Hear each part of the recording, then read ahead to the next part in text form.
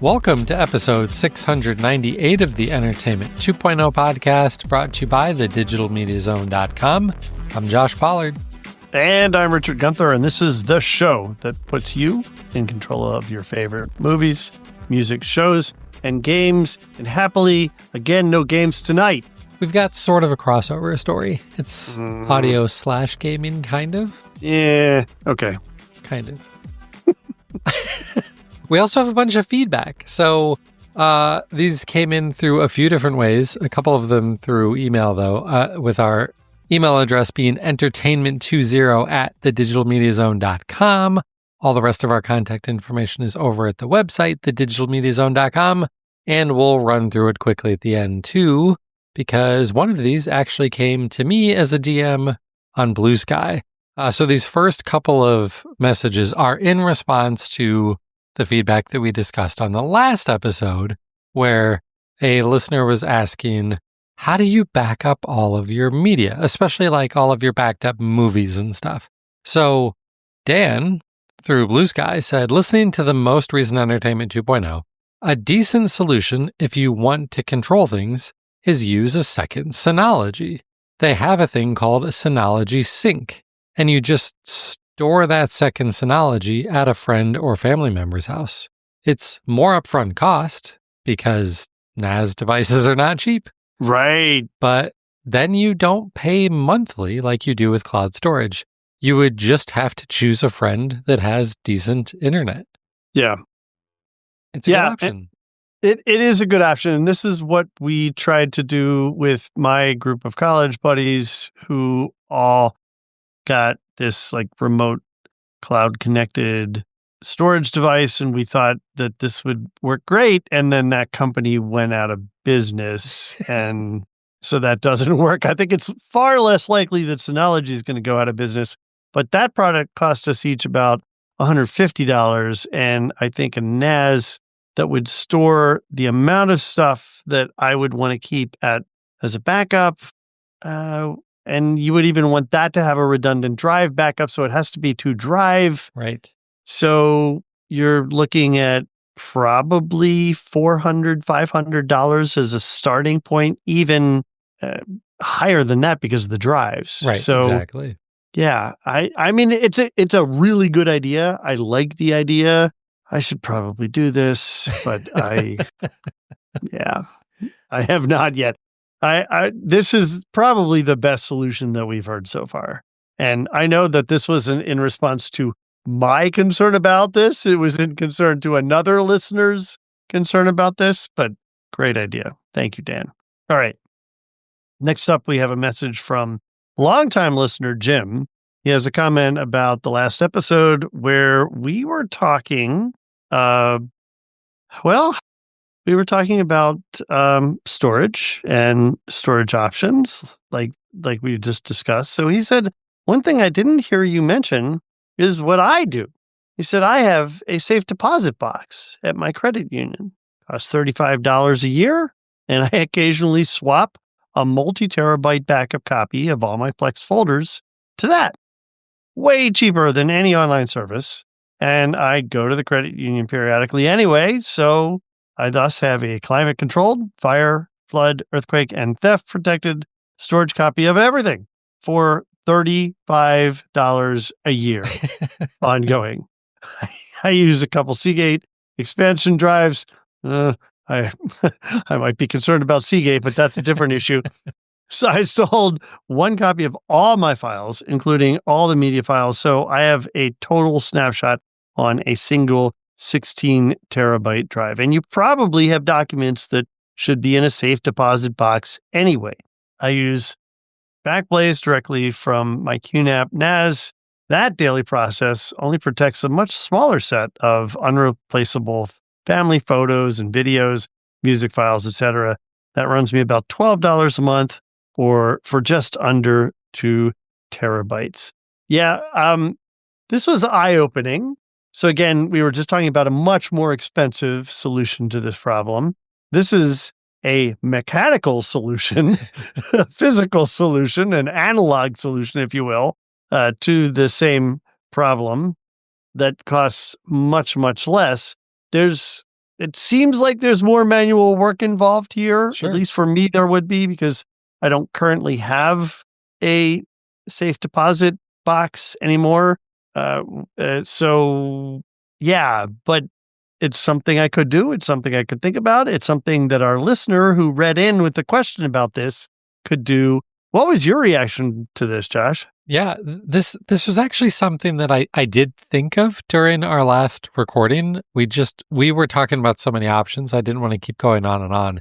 I think it's a great solution, but like you said, it is more manual work. And there is that one tiny risk, right? Like if you are just using one drive, then you occasionally have to take that drive home, put all of the new files on it, and take it back to the credit union.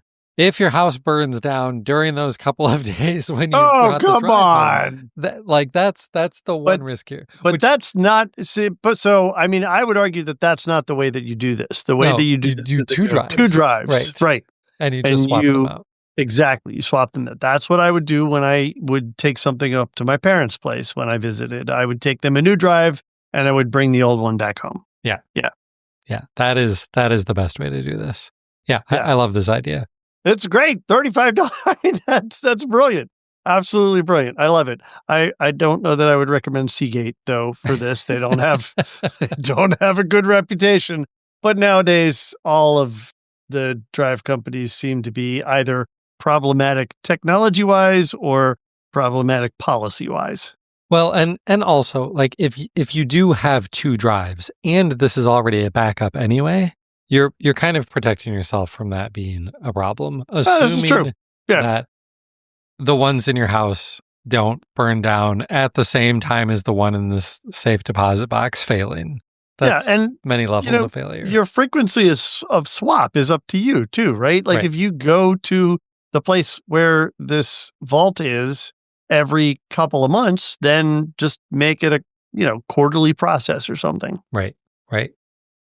Okay, one last message. This one has nothing to do with what we were just talking about. This is from Kyle, and he says, I seem to remember Christmas music being mentioned on the show every year. And also that Richard has strong opinions about it. Kyle, no. What things doesn't Richard have strong opinions about? Right. Woof. Anyway, he says, I just found the artist Forrest Frank. He has 2 Christmas albums. I find that the music achieves the goal of giving Christmas feelings, but is also unique enough that it is not just the same thing over and over again. His latest album is called This Is What Christmas Feels Like. Richard, did you give this a listen? I did. I checked this out. He sent a link through Apple Music, and so we'll include that in our show notes. And it's a good album. I liked the overall sound, but what I didn't like is there are some songs on this that have a very intentional rap / hip hop vibe to them, which is not me. And so that didn't work for me, but there are other songs on it that I really enjoyed. So this is an artist that I will continue to watch. I think he is actually a primarily a Christian music artist, and this is his holiday album. So yeah, good call. It's funny. I was thinking about this a little bit earlier this morning. Every couple of years, there is an album that comes out for Christmas that really catches my attention. And it's something that I'll end up listening to like all the time because it has a lot of stuff that I like and that I'm interested in. And I like the tone. I like the sound. And it hasn't happened for a while now. Like I look back a couple years trying to see what Christmas albums over the past few years I thought were really, really good. And the most recent one, and I know I've talked about this in the past, is another Christian music group, the For King and Country out of Australia, 2 brothers out of Australia, and they had an album called Drummer Boy Christmas. It's phenomenal. It's a very different twist on a lot of songs and some stuff that you normally do not hear. It is absolutely phenomenal. I love it. Absolutely love it. Before that, I think the thing that caught my attention the most was, and I'd never heard of her before, Ingrid Michaelson's Song for the Seasons. Just a very haunting solo female artist. And it's another really, really good album that, because of her unique voice, really caught my attention. That's 7 years ago. Right. And the King and Country album is 4 years ago.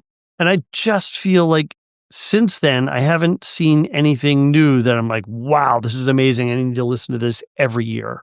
How about you? What are you listening to that's new and interesting to you? Or is it just the same playlists and classics? I don't really choose to listen to Christmas music. Oh, and it's not so much that I'm a Grinch or whatever, in the back of my head. I don't like, it's just fine. Like, there's so much other music that I do really want to listen to that I just don't choose Christmas music. And I still get plenty of it because, like, if I'm taking the kids somewhere in the car, they're probably going to ask me to put it on. Like last night we did one of our yearly traditions as a family is, we live about an hour away from Michigan International Speedway, which is a huge NASCAR racetrack. And they deck out the entire facility in insane Christmas light. What's the word I'm looking for here? But decorations and like lighted up things to see. Very cool. Yeah, it's very cool. And so we go to that every year. Oh, and you don't have to get out of your car. It is a drive-through thing. So it doesn't matter how cold it is. That's even better. Yeah, it is super cool. And so, like I said, that's an hour away. And both all the way there, all the way back, we're typically listening to Christmas music. And it's just whatever the kids want to listen to. So I'm not out there seeking out new Christmas music for myself. Although yesterday on the drive up there, I was like, I bet there's a really good, like, pop punk sort of Christmas album out there. Something like a Blink-182 version of, like, Christmas songs. And so Jen went to look for it. We didn't find much that was actually worth listening to. So, I mean, maybe that's what I should be doing, is finding versions of Christmas songs in musical styles I like that are maybe not the typical ones. That sounds like a good job for AI. I wonder if your AI assistant might be able to help you with that. It probably could. Or I could just spend a few more minutes looking on Spotify myself, because I'm sure people have made playlists of this stuff for me already. Yeah, maybe. Yeah. Maybe. Cool. Well, thank you to Kyle and Jim and Dan for writing into us. And for anybody else who wants to contribute to the show, all of that contact information, again, will be at the end of the show. So let's jump into the news this week.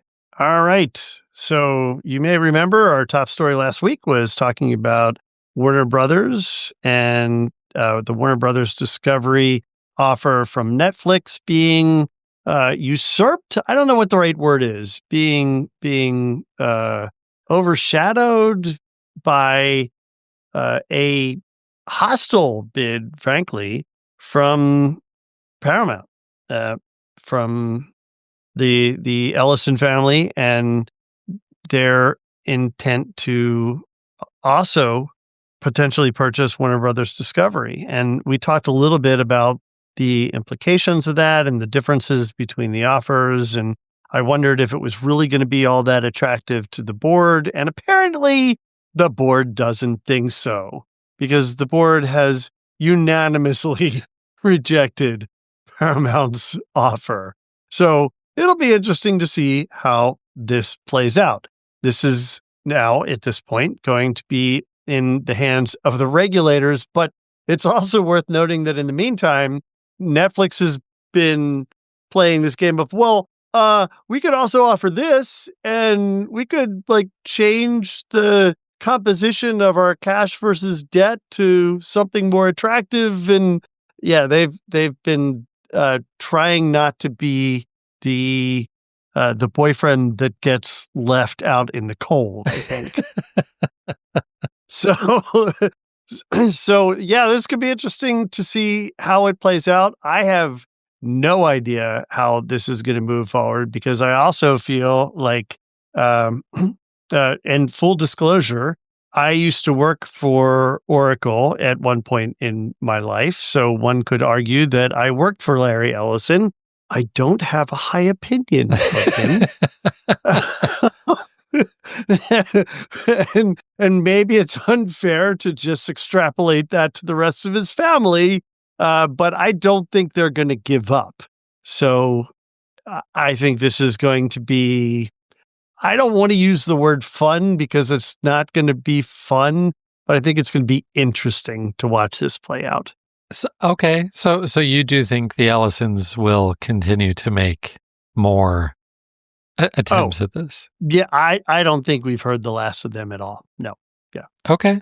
That is, that at the very least makes this a little bit more interesting to follow over the coming months, because my take was, well, I guess this is it, and the only people left to stop this would be the potential regulators and or courts. So, I mean, I think the only thing that's currently stopping this is the fact that this was a unanimous rejection, right? Like if there was any hesitation is the wrong word. If there were people on the board who voted against this and there's any chance that they might be turned, then that would make it more likely that the Ellisons may be able to like put some more pressure on the board overall.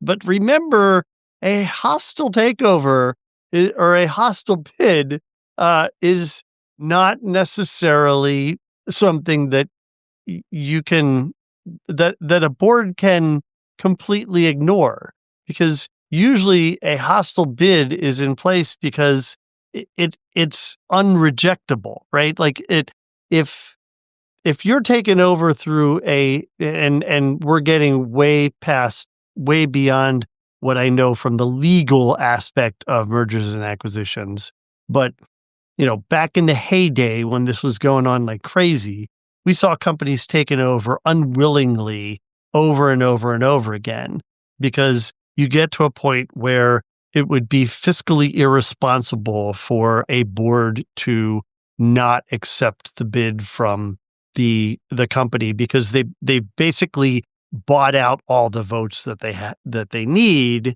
and it's just a couple people holding on for reasons, good reasons usually, but not good ultimately fiscal reasons. So we'll see how this plays out. Yep. Yeah. Regardless, the story is definitely long from over. Oh, yeah. We thought the Epic acquisition was a long drawn out. There was Epic. No, wasn't it it? was Activision. Oh, Activision. Yeah. We thought that was long and drawn out. Yeah. This could be worse. Yeah. I do think it could be worse. Yeah. Which is probably good, because I think the longer this takes, the better. Maybe. Hopefully. Yeah. You hope that if it's going to take longer, they're going to do it the right way. But I don't know. None of these options sound like anything resembling perfect. They all seem pretty far from that. So yeah. No, I'm going to be more transparently political. I want this to go all the way through next year after the elections, and then be determined. Well, and I think there's a pretty decent chance that it's going to take at least that long. So yeah, I think you'll get your wish there. All right. Well, it's mid-December, so that means we're less than a month away from CES. And much like how every single year it seems like Christmas preparation starts earlier and earlier, apparently getting news out ahead of CES is starting to come sooner and sooner also, because LG is already pre-sharing some of its announcements. And that's not new, but it seems like in the past it's been, like the last week of December that they started sharing news like this. And now it's the middle of December. Yep. And they're talking TVs here. Like TVs are some of the biggest announcements that come at CES. And LG has announced that they are bringing their first Micro RGB TV to CES. And you might be wondering, what the heck is a Micro RGB TV? There are so many different TV technologies that we have talked about. We here still are firm believers that OLED TVs are the best. They do give you unrivaled contrast because OLED TVs mean that every single pixel is individually lit, which also means that every single pixel can be individually turned off. So if you have bright white and bright black, dark black right next to each other, those can be turned on and off in a way that there is no blooming or anything like that. And you're getting the purest picture that you could see. The downsides to OLED, they're not as bright and there's the potential for burn-in. So we've got a bunch of other LED-based technologies that have been around for a while. There's micro LED, there's mini LED. This is quantum dot. Yeah, and quantum dot is really just another flavor of LED TVs.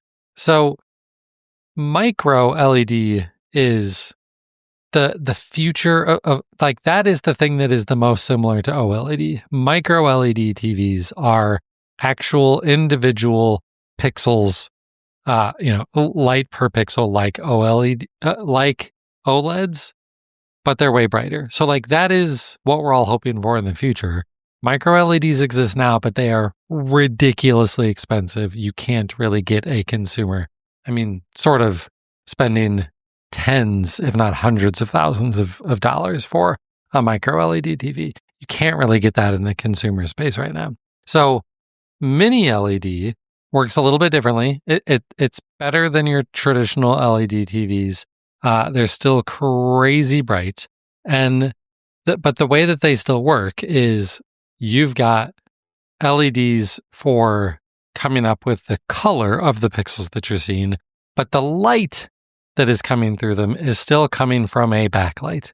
And on most mini and just regular LED TVs across the board, that light is all one color, typically white, although some of them actually use blue. And then the way that is controlled to try and give you more contrast is they have lots of them. And so when we talk about TVs and their dimming zones, that's what we're talking about. You've got your 65-inch TV and it's got lots.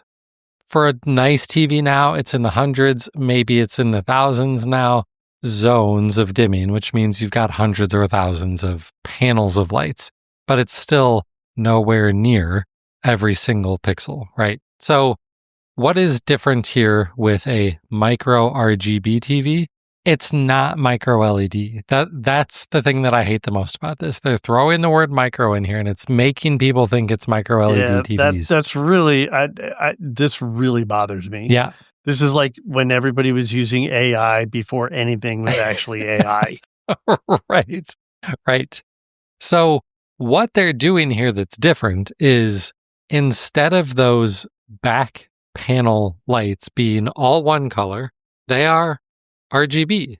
And there's one huge advantage to that. The biggest advantage is they can get every color. Whereas current technology, it's close. But in most, especially most consumer TVs, you're not getting every single color in the spectrum. But when the backlight is what's actually controlling the color, you have more possibilities there. So the big thing here is that while other competitors, Hisense, Samsung, TCL, they all have TVs with this technology that they're also going to be bringing to CES, LG's is the only one that has been certified by a company called Intertech to meet 100% coverage of the three main color spaces. You hear these a lot. if you're really nerding out on TVs. So there's the BT 2020 spec, there's the DCI P3 spec, and there's the Adobe RGB spec. They're all different color specs, and they all have a range of, you have to support these colors. And this TV supports 100% of all three of them. And this is the first to do that. Do you care? I don't know that you do as a consumer at home, right? Right. On a monitor, you care about the color space this way. Maybe if you're a director of a film, yes, you care about the color space this way. But does a general consumer care about that certification? I mean, you know me, I'd be more likely to lean toward the less expensive, still beautiful Hisense or TCL. Yeah. And in terms of price, we have no idea what these are going to cost. And the version that TCL has already shown off, it's like 115 inches. So it is for sure in the tens of thousands of dollars. And LG is talking about panels that are realistically sized, 75, 85, 95 inch panels. So we might actually see these TVs available for consumers to purchase next year. Maybe. I still think they're going to be ridiculously expensive. And from your normal seating position, are you actually going to be able to tell the difference in a way that matters? In a way that matters more than the contrast that you get out of an OLED, or in a way, we don't actually know the brightness specs here. Like, is it going to be brighter than some of the other mini LED technologies out there? Don't know. They're talking about color accuracy here, which, like Richard said, matters a ton if you are a producer or a color correction artist making the movies. But for a consumer TV at home,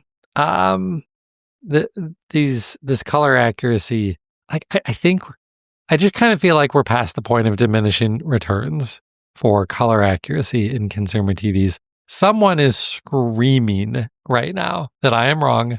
Maybe. And I might be wrong, but maybe. I don't know. Still going to take the contrast ratio of OLED over the color accuracy of these. But I don't know. You and I will be at CES. We will get to put our eyes on these things and see. I just can't imagine wanting to choose something like this over an OLED. I mean, the advantage is that this is maybe less likely. Well, it's not likely to burn out, right? Your RGB technology with standard LED is far less susceptible to burn-in than an OLED might be. So this is something that, as a technology, as an alternative good technology for good color rendition, could ultimately be good if the prices come down. I frankly think it's brilliant putting RGB behind as backlighting instead of just white. Don't know why nobody thought of it before. I mean, it makes complete sense.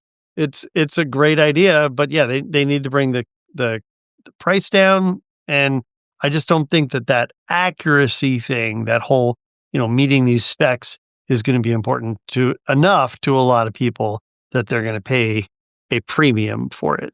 Right. Okay, well, let's move on. I said at the top of the show that I had a story that was kind of a combo gaming and audio story, and I think that's accurate for this next story. So there is an update to the firmware for the Xbox wireless headset, and you're asking me what Xbox wireless headset? The Xbox wireless headset, the one from Microsoft, the one from Xbox. This new update, this is a firmware update. This is just software that you're installing on your Bluetooth headset. But it's an important one because now it gives that headset Bluetooth LE audio support. And what does Bluetooth LE audio mean? Well, it means a few things. There's a few awesome benefits to it. For gamers, it's lower latency between, you hearing and what is happening on the screen. That matters a ton when it comes to gaming. And in in Bluetooth headsets or headphones where latency is really bad, like you'll even notice it just watching movies and stuff. So that's not typically as bad of a problem nowadays, but we're decreasing the latency on the audio to these. Bluetooth LE audio also can give you higher quality audio and better battery life. So those are big wins there, obviously.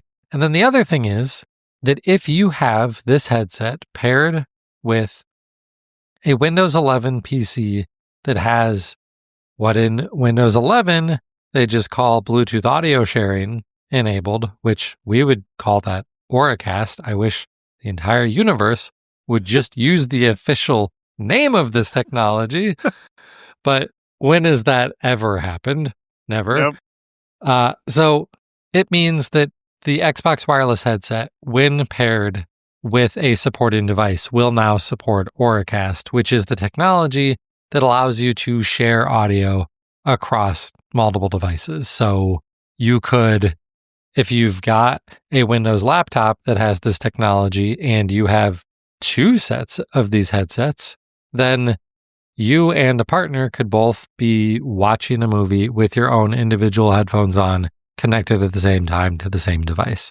Microsoft, in their posting of this, doesn't specify any other types of devices. They only talk about using this with Windows 11, but in theory, this ought to work with any device that supports Auracast. So if your phone supports it, if your tablet supports it, if you're at the gym and their devices support it, you could run on the treadmill in your giant, I was about to make fun of people like who would want to run in giant headphones, but people go to the gyms all the time wearing giant headphones. Yeah, and totally. I don't understand why, but they do. Like, I don't know, when I run and work out, my head gets really hot and sweaty. I don't want giant headphones on when I'm working out, but for some reason, other people do. So, hey, now you can take your Xbox wireless headset to the gym with you if your gym has things that support Auracast, which they probably don't. But hopefully, as we get into 2026, we start seeing this technology become more and more popular. And there it is. Like, I knew it was going to be an Auracast twist here, right? Because that is by far Josh's favorite audio technology. Yeah. As we come into the new year. And frankly, I think it's exciting to see this get adopted by more devices. Like you suggested, the key is going to be seeing it adopted by more transmission places, whether that's a gym and gym devices, or whether that is a church in a service or a museum or what have you. These are the types of places that need to be looking at this technology to really bring it to its full capabilities for consumers. Right. Absolutely.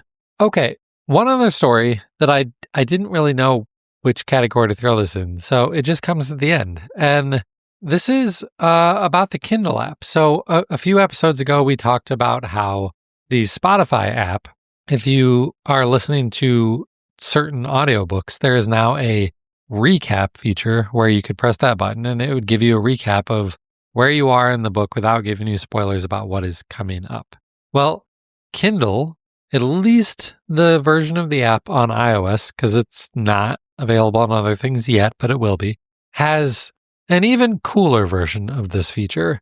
It's called Ask This Book, because it's not just about recaps. You could be in the middle of the book and ask it, what happened between a couple of characters, or what any question that you've got about the book, and it's going to use its LLM to look at the content of the book up to where you've read and give you a spoiler-free answer to what is going on in the book. And so it's taking what Spotify had and taking it to the next level. And I think that sounds really awesome for someone like me who regularly misses little details or forgets things, or they'll say the name of a character and I can't remember who that character was. You could just ask and it will tell you. And I think that sounds like a pretty awesome and an intuitive use of Well, will Richard call it AI? I don't know. Richard doesn't like to call anything AI, but This doesn't strike me as AI, but it's brilliant, right? I mean, how many times have you read something and they mention someone's name and you're like, wait, who's Bob? Right? exactly. Right? That's perfect. I love it. Yeah. Yeah. Or like I'll be reading a book that Jen suggested because she loved it. And she'll ask me about certain characters and I won't remember which character is who, or what about that one place. And like, I don't know. Maybe I just suck at remembering proper nouns when it comes to reading books. I'm not sure. But I could really use this feature a lot. And I need this to be copied by everything so that it's in all of the places where I'm reading books, because it sounds like an incredibly useful feature. But for right now, it's only in Kindle and it's only on iOS. Okay. Cool idea, though. Yeah. All right. Well, that's it for our news this week. Richard, what's going on in your entertainment center? So it's only been a week, not a ton, and I've had a crazy week as we come into the holidays. So the Amazing Race season finale was last week. I watched that. I have to tell you, I would have been happy with any of the last three teams winning. They were all great. They were all well deserving. This is so different from last year, where I was generally dissatisfied with how things went. This was a surprisingly fun and enjoyable season. No unnecessary drama. It was sad to see people leave. I thoroughly enjoyed the season. So yay. Yay for the winners, and yay for the producers who made this lots of fun. Watched a little bit more of Mary and George. Watched a little bit more of Luke Cage. I have one more episode, the season finale of season 2, which is the end of Luke Cage. I'll probably watch that tonight. I'm up to date on Pluribus. Wow, I love that show. It's so weird. It's so weird. This last episode, you could argue, is very much like one of those episodes of Severance that you didn't like because it focused largely on other characters. But it was good. I really liked it. And we finally started Stranger Things season 5. I convinced Edward that we're close enough to Christmas that there's no way we're going to be short of episodes, because we don't have enough nights that we're actually free to sit down and watch episodes before then. So we'll be fine to be able to watch it all on our own timeline. And we did. And it was really funny because in the first 5 minutes, we're like, wait, who is that person? Oh, that's that kid. But we last saw him 5 years ago or whenever it was, right? So they've all grown up so much. And one or two of the guys in particular, they look so different. So different. So, it was interesting to try and piece things together, but I'm glad we started watching it, and I am, in fact, enjoying it.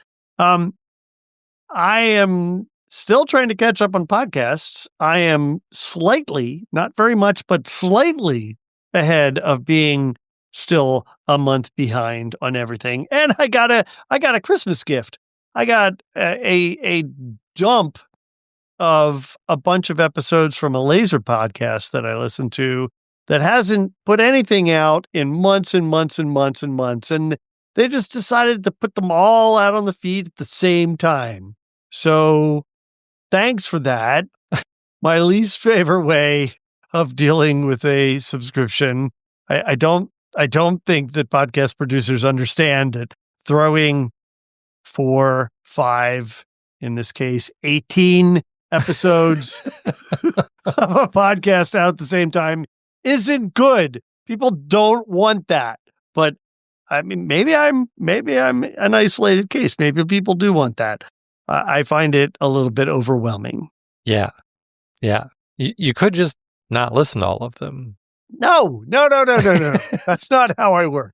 You know this. We've had this conversation. All right, Josh, what are you consuming in your entertainment center? Okay. Well, one brief update on the server that I mentioned last week that I built, building a Mint Linux box hosting Plex and channels DVR. I've had some ups and some downs with it. It's definitely not fully ready for prime time. I'm wondering, I might have a hardware issue because it's like locked up a few times on me. So I've got to figure out some stuff there, and maybe that's the issue. But when it is working, it's been nice to have around. Games. Played a little bit more of Helldivers, played a little bit more of Mario RPG. Oh my gosh. If we had video this week, you would see that I just had to put my head in my hands. I am at the end of this game, and as a reminder, this is the Nintendo Switch remake of a game that came out on Super Nintendo 1997. Japanese role-playing games in the 90s were all about making things very hard, making it so that you have to put in dozens of hours to level up your characters to make it through to the end.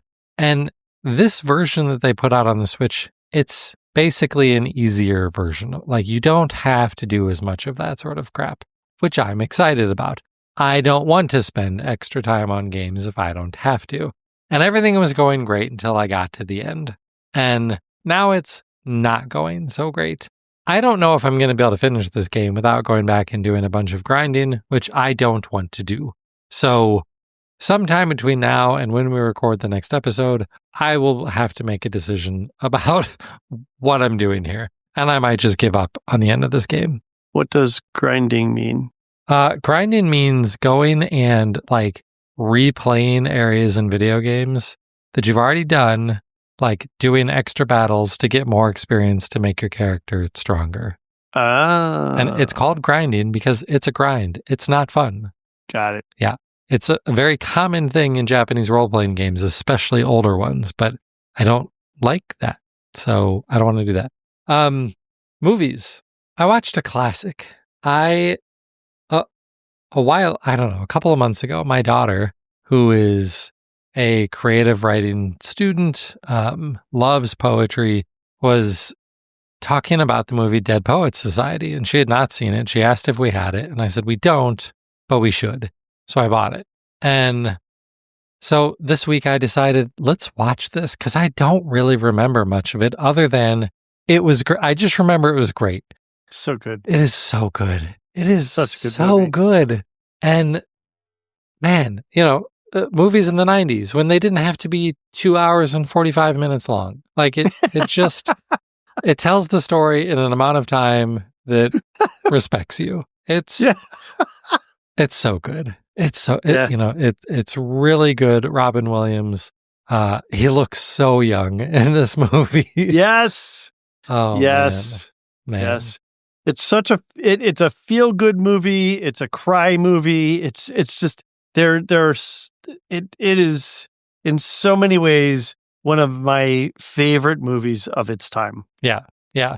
An inspiring movie that I grew up as a nerdy kid who was also into sports. I thought poetry was dumb. I did not understand why anybody might be into poetry.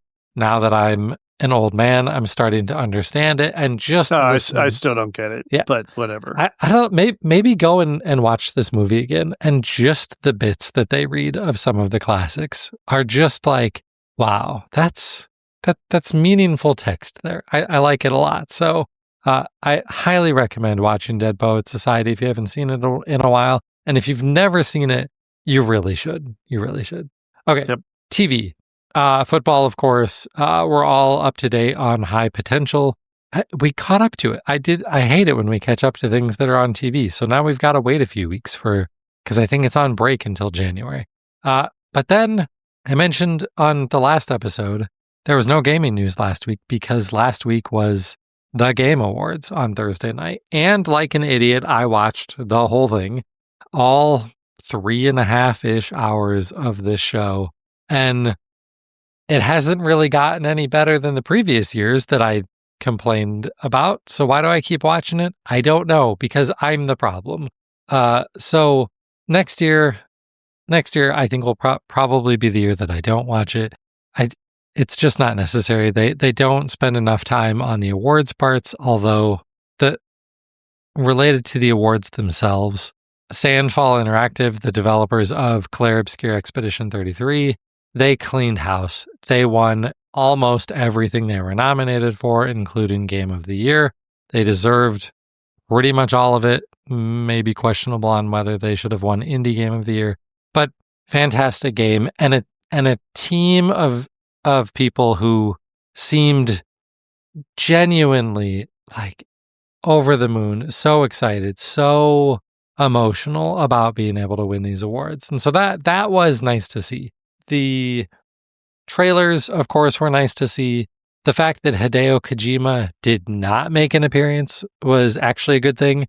We don't need 20 minutes of Hideo Kojima every single year, and finally Jeff Keighley listened to that feedback at least. The trailers, though, wow. It seemed like video game producers are just trying to one-up each other on how gross they can make their trailers. There was one in particular for a game called Divinity. I never want to see this trailer again. I never want to see anything like it again. It was so gross. Wow. Don't need that. Don't look that up. I won't. Don't worry. Yeah. So, yeah, next year, I'm just going to look for the recap blog posts that are like, here's who won the awards. And then another blog post that says, here's all of the trailers that you missed. Watch the ones that you want.